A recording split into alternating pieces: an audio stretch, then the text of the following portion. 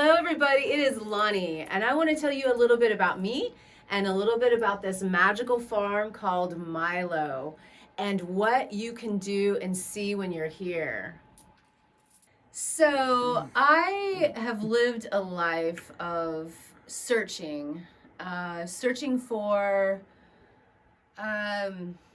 mystical experiences, searching for what is important in my heart, searching for connections, going deeper, because I love to talk about deep things, esoteric topics.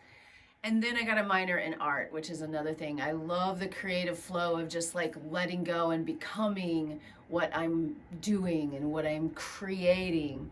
So it's funny that I created the game. My major was philosophy, and I created this game called Philosopher. And the whole point is not to win or lose, but the whole point is to get to know your friends and loved ones better in like a deep way. I mean, not just topical, like, you know, what's your favorite food and color? I mean, this is stuff is like, what do you think about your dreams? Or do you believe in angels? I mean, there's just like, there's much more to it than this, but this is something that I created. And how I created it is that I have this wonderful channel connection to the divine. And it started coming on stronger and stronger in college, but now I hear spirit so loudly, and it's to the point where I can just not have to really worry about things very much. I just like open up and I listen, and that's so important, is to actually listen to your guides and angels, because they will guide you. So how this game came about, and actually I'll tell you about the Milo Farm card, Oracle card deck as well. But how it came about is that I listened like that, and I channeled this. It was one holiday season, and I just started, we were playing games, and I started hearing this possible deck. And it just came to me, and like boom, boom, boom, boom. And it was so amazing how that came. I am an entrepreneur here in Kansas City. I grew up in Kansas City, and I love this city very much. I think it has a lot of clear, moldable energy. And so I came back after I went to college. I came back and I worked, if you guys remember Borders Books and Music, I worked there for years, and then started some businesses. So I'm an entrepreneur. I've got a real estate business. I have some nonprofits. I have a game business, and I have Milo Farm. And if I would have guessed, you know, in college, what I would end up people would ask me, what are you going to do with a philosophy degree? And I was like, I don't know.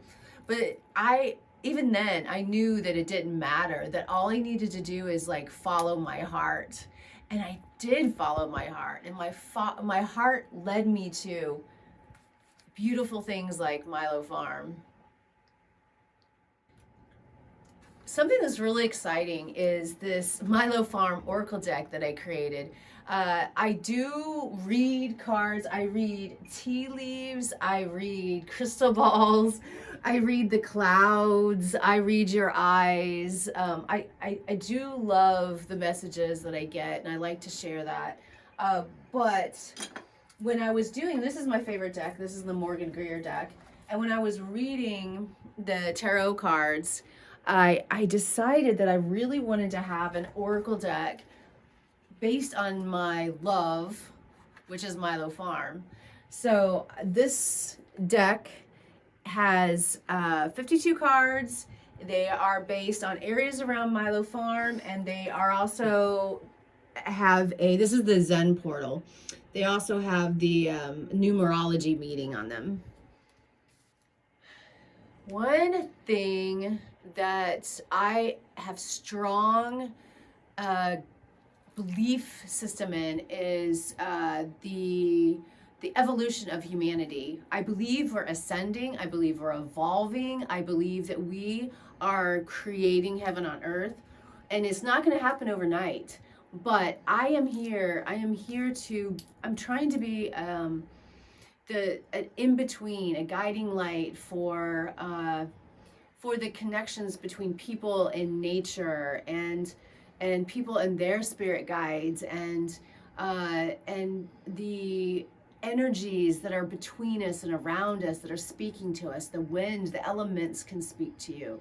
So there's so much more than meets the eye when you go out for a walk in the day. All of those trees are sentient beings and they're talking to you. And I think having that connection is an important part of the ascension of humanity.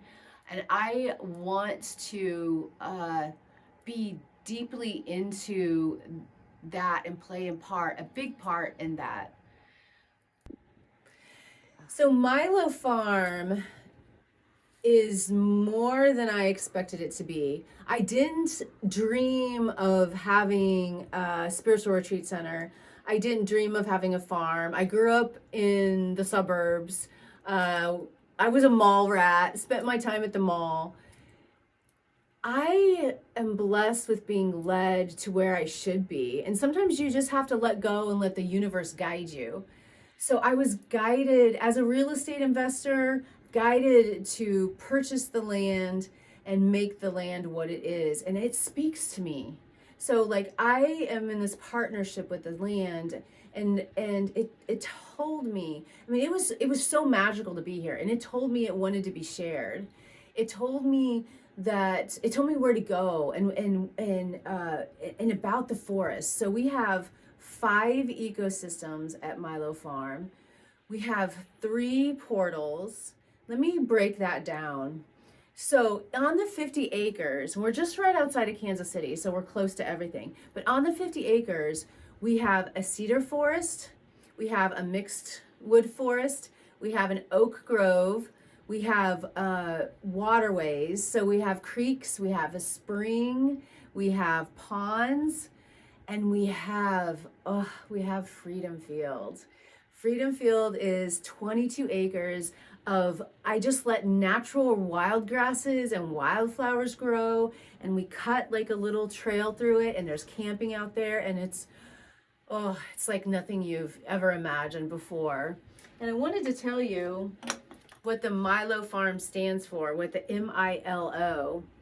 So M is mindful, I is intentional, L is living, and O is in oneness. So mindful, intentional, living in oneness. And just to get the feel of what that means is we're all about community and bringing the frequency of each other up, and connecting with nature. So that's why the mindful, intentional, living in oneness fits so well. There's so many magical places at Milo, and if I had to pick my favorite one, it would be so hard. This is a little map of some of the areas of Milo, and I kind of feel like each area is my baby, and if I pick one over the other, I don't want to make the others feel bad, but this is like a Disney World here. It's like you can walk just 100 feet and you're in a whole different dimension. It's crazy.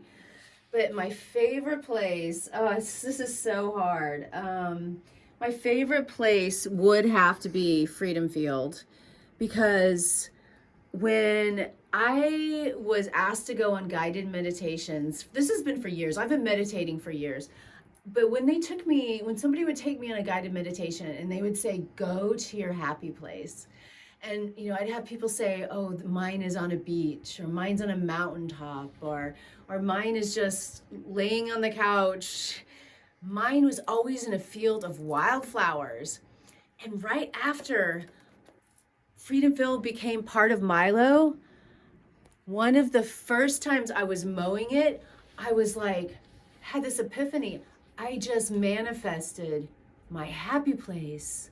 I just manifested this field of wildflowers, being surrounded by and smelling the fresh flowers and seeing the birds fly above. I just manifested that. That's why I have to pick Freedom Field as my favorite. We have a lot of events at Milo. A lot of them are holistic events, events about healing, events about connecting, sharing circles. We have special holidays we like to celebrate. Those are the Celtic or the Earth holidays, which are the seasonal holidays, like the summer solstice and the fall equinox. Those are important because we're trying to connect to the land even closer and to Mother Gaia, because that is so important. Us kind of going back to tribalism and understanding the movements of the sun and the seasons and the moon. So, but of all the holidays and all the events we do here, it's one that's really special to me is the winter solstice. It's also called Yule. It's always on the 21st of December. And the reason that it's special to me is like it's celebrating the sun coming back. It's celebrating the warmth of the season. It's celebrating being together and singing songs and lighting fires. It's at the end of the year. So what we usually do is we have two big fires. And the first fire is by the lodge, and we burn what didn't serve us in that year. So 2024, we burned what didn't serve us. So we write it down and we burn it. We burn it in that fire. And then we wear our winter finery and we have drummers and bells ringing, and we carry our candles down as a procession down to Pan's Crossing. And in Pan's Crossing fire, we burn our intentions of the next year, and we tell a story and we talk about that intentions and what that means to us. And then we pick up our drums and our bells again, and we promenade back to the lodge, and we celebrate with food and a Yule log, an actual cake Yule log, and singing songs. So just something about Yule and that time of year is really special to me. Again, we do a lot of special events here, but that's one of my favorites.